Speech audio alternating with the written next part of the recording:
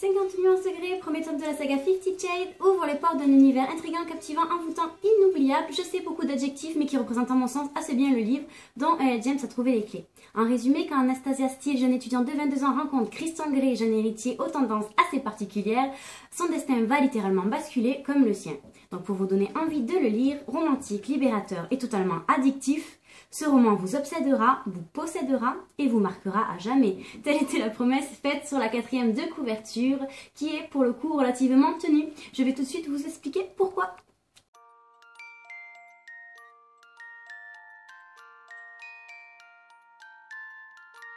Pour les points positifs, je vais parler du personnage principal masculin, l'irrésistible, le ténébreux, le mystérieux Christian Grey.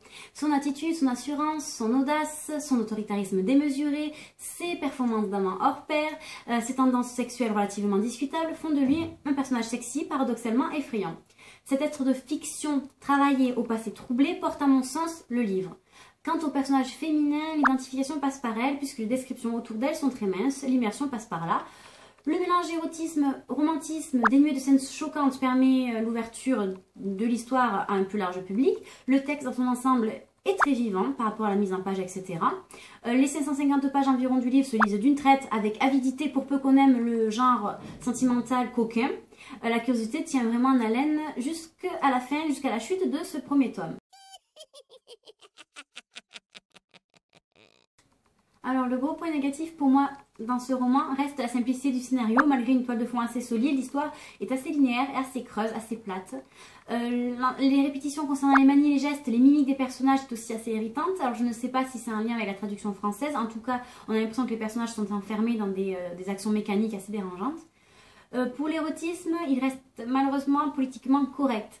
Le sujet n'est pas assez creusé à mon sens. On a vu des livres dans des collections comme Harlequin par exemple où les scènes sont davantage descriptives, davantage piquantes. Je suppose que si on lit ce genre de roman, on aime le côté piquant, le piment de la chose. Donc là, pour le coup, le sujet n'est pas assez creusé. Malgré la curiosité qui nous tient, qui nous amène jusqu'à la fin du tome 1, on reste sur notre fin. Bon, bien sûr, il y a l'entrevue du tome 2 et 3, mais pour le coup, dans le tome 1, on est là, zut, le sujet n'est pas assez creusé. Avec ce commencement explosif, le best-seller possède les armes pour séduire. Les romantiques seront happés par cet envolé regroupant les ingrédients indispensables du genre. Quant aux plus avertis, ils pourront être séduits par les 50 nuances irrésistibles que des scènes purement pornographiques ne pourraient offrir. Le petit plus pour ceux qui ne seraient pas au courant, Sam Taylor Johnson propose une adaptation cinématographique qui sortira en salle en février 2015. Donc les amateurs du livre pourront suivre les aventures de Christian Grey et d'Anastasia Steele en images. C'est une interview pour le journal. J'ai quelques questions à poser. Monsieur Grey va vous recevoir.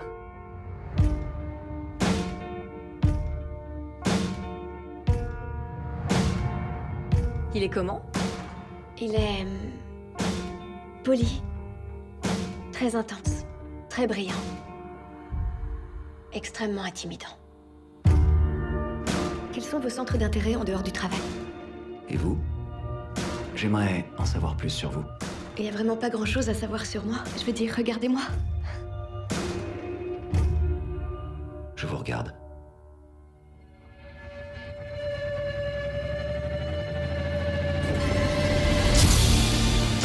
À quoi devez-vous votre succès? Je m'applique à garder le contrôle dans tous les domaines, mademoiselle Steele. Ça doit être un peu lassant.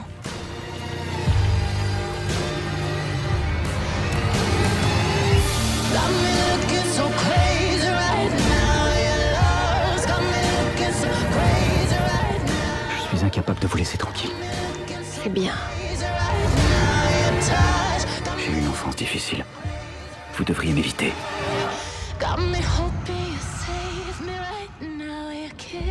Je ne fais pas tant de romantisme. J'ai des goûts très particuliers. Vous ne pourriez pas comprendre.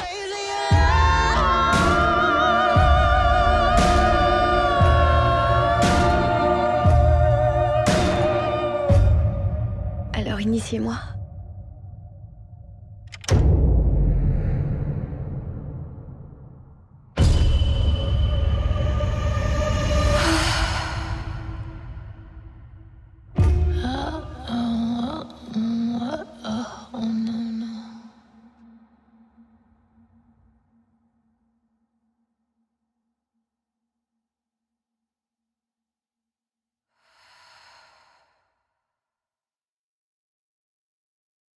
Alors si vous avez aimé la vidéo, je vous invite à la partager, à vous abonner sur ma chaîne, pourquoi pas, ça me ferait très plaisir, à me suivre sur Twitter ou sur Facebook et à aller découvrir pourquoi pas aussi mon site de critique Laura Demo, critique audiovisuelle littérature, où bien sûr mes écrits sont plus détaillés, plus creusés. Donc si vous avez envie d'approfondir un sujet, vous pouvez y aller, c'est garanti sans spoil. Voilà, je vous dis à très bientôt, je vous fais des bisous en attendant.